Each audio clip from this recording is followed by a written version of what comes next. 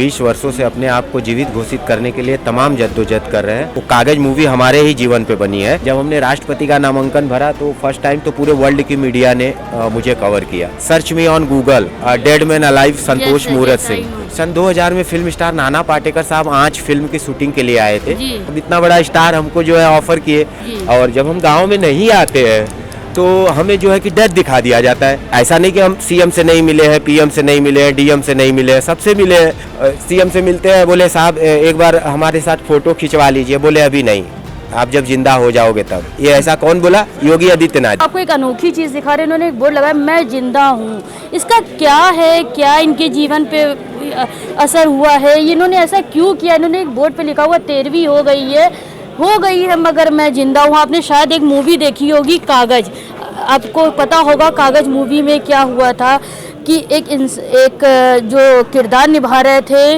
वो जिंदा थे, लेकिन उनकी कागजी में वो उनकी मौत हो चुकी थी। वो उसी चीज़ को लड़ते रहे, आखिरी में उनको जा कर के इंसाफ मिला। ठीक उसी तरीके आज हम आपको कागज मूवी का एक सीन दिखा रहे हैं रियलिटी में कि हाँ सच में रियल में ऐसा होता है। सर पहले हम ये जानना चाहेंगे आपने ये क्यों लिखा हुआ है 13वीं हो गई है मगर मैं जिंदा हूँ? जी मैम, सर्वप्रथम आपको प्रणाम, जनता जनार्दन को प्रणाम। मेरा नाम संतोष मूरत सिंह है और Uttar Pradesh government declares me dead but मैं जिंदा हूँ। 20 वर्षों से अपने आप को जीवित घोषित करने के लिए तमाम जद्दोजहद कर रहे हैं, लेकिन आज तक सरकार के कानों पे जू नहीं रहेगा। और अभी आपने जिक्र किया जो कागज मूवी का, तो हम उनका पब्लिसिटी नहीं करना चाहते हैं। वो कागज मूवी हमारे ही जीवन पे बनी है और आप गूगल पे देख सकती हैं। Dead man claim to Salman Khan. Salman Khan साहब पे भी हमने केस किया है और मैं खुद फिल्म स्टार नाना पाटेकर साहब का कुक हूँ पर्सनल। और नाना पाटेकर साहब भी मीडिया में हमारे बारे में बयान दिए हैं कि भाई जिंदा आदमी है वही काम कुक का कर सकता है, मरा हुआ आदमी तो करेगा नहीं।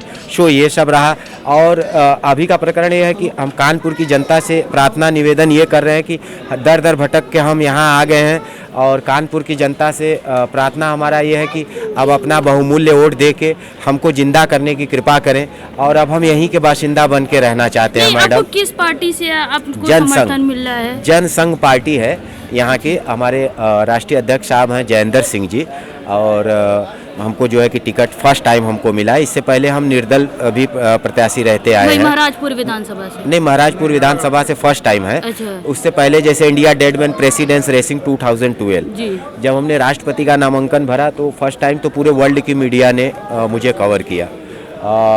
उसके बाद विधानसभा, लोकसभा, हर जगह जो है कि हम ऐसे भरते रहे, लेकिन सिर्फ नाम आज पेपर में छपा, कल हो गया। तो अब उसके वजह से जो है, और ऐसा कोई न्यूज़ चैनल नहीं है। Search me on Google dead man alive Santosh Murat Singh, और उस पर जब इतना पूरे वर्ल्ड में चर्चा चल रही है, international human rights, Tihar jail हम 14 दिन रह के आए, dead man offer to Sushma Swaraj kidney, Sushma madam से भी हम मिले थे, और विधानसभा, लोकसभा, ये सब कौन कर रहा है मैडम? मतलब मुझे लगता है कि जैसे इन लोगों का जमीर जिंदा नहीं है, शरीर जिंदा है, आत्माएं मर चुकी हैं।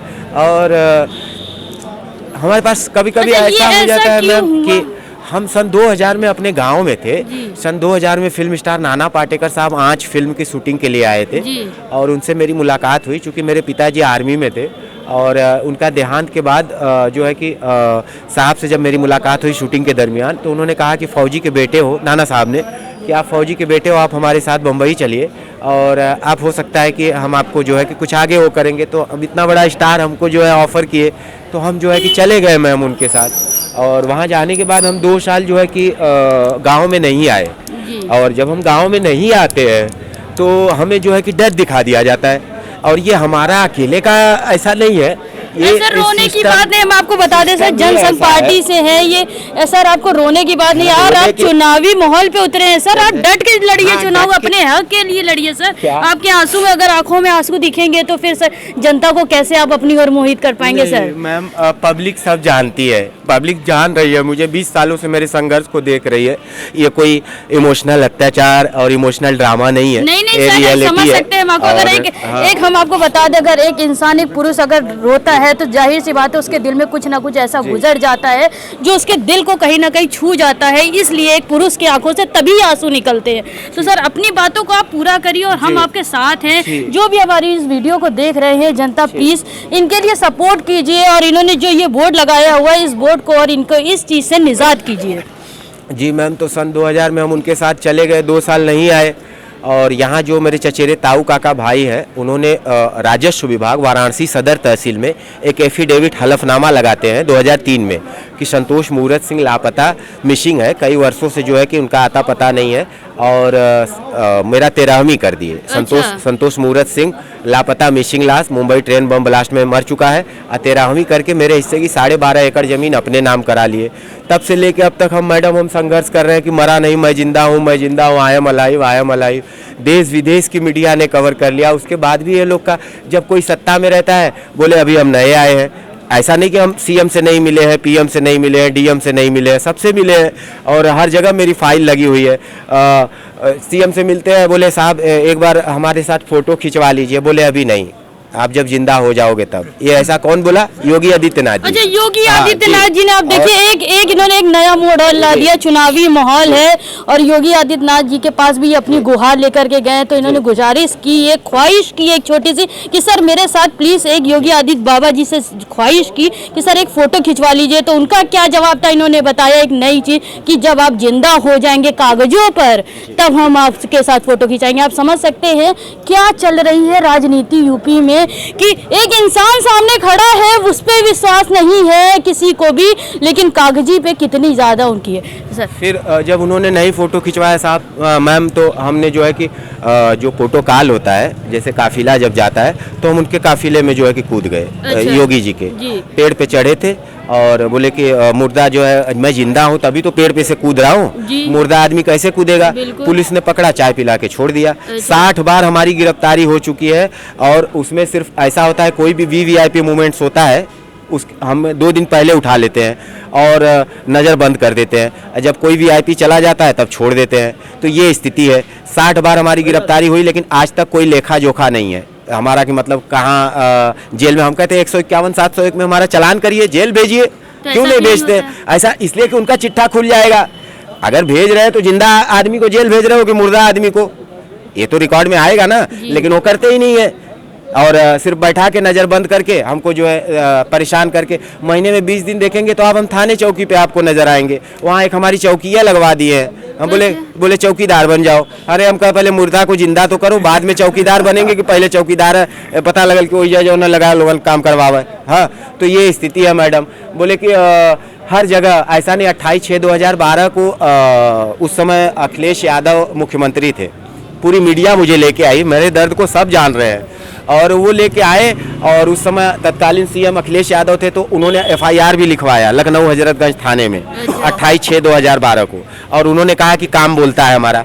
काम बोलते बोलते वही बोल गए, पता ही नहीं चला कि कब हमारा एफआईआर हुआ। आज भी बोले 0 पे चल रहा है। वो आरटीआई लगाए तो पता लगा कि उन लोग फाइनल रिपोर्ट लगा दिए हैं। कोई कार्रवाई हुई नहीं, या फाइनल रिपोर्ट लगा दिए। बाबा जी से मिले, बाबा जी बोले नाम बोलता है, तो स्टेशन का नाम चेंज करे, मैं परेशान हुआ। मुर्दा का नाम कैसे चेंज करें? तो यही तो स्थिति है मैडम। तो जाई तो कहाँ जाई? नाना पाटेकर साहब, नसरुद्दीन शाह साहब, ऐसे कोई सेलिब्रिटी नहीं है बॉलीवुड के जिन्होंने मेरे बारे में बाइट नहीं दिया है कि संतोष जिंदा है और नाना पाटेकर साहब जी के यहाँ काम करता है। उसके बावजूद भी कुछ नहीं हो रहा है मैम। तो थक हार के हम कहे कि कानपुर जो है कि क्रांतिकारियों का देश रहा है हमेशा, कहा जाता है उद्योग। हाँ, और चूंकि India dead man precedence racing 2012 जब हमने राष्ट्रपति का नामांकन भरा था, तो हालांकि उसमें तो विधायक कौन मंत्री लोग ही सांसद लोग वो करते हैं, पब्लिक नहीं करती है, तो वो हमारा कैंसिल हो गया। तो हमने कहा कोई बात नहीं। उस टाइम राष्ट्रपति प्रणब मुखर्जी थे, अब पीएम संगमा के अगेंस्ट हमने नामांकन भर दिया, तो पूरे वर्ल्ड की मीडिया ने कवर किया। हालांकि हमारा कैंसिल हो गया पर्चा।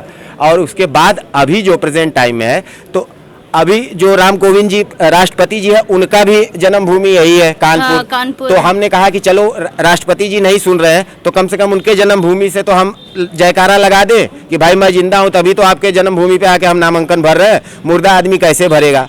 और international human rights, UNO, United nation, सब में मेरी फाइल लगी हुई है मैम, लेकिन कोई सुनवाई नहीं हो रही है। और मुझे लगता है कि ऐसा कब तक चलेगा, कब तक हम संघर्ष करेंगे। बस यही उम्मीद है कि कानपुर की जनता से अपील करेंगे, प्रार्थना करेंगे कि अपना बहुमूल्य वोट देके हमें जो है एक बार जिंदा करवाने में और अपना वोट देके जिंदा होने में हमारी मदद करें।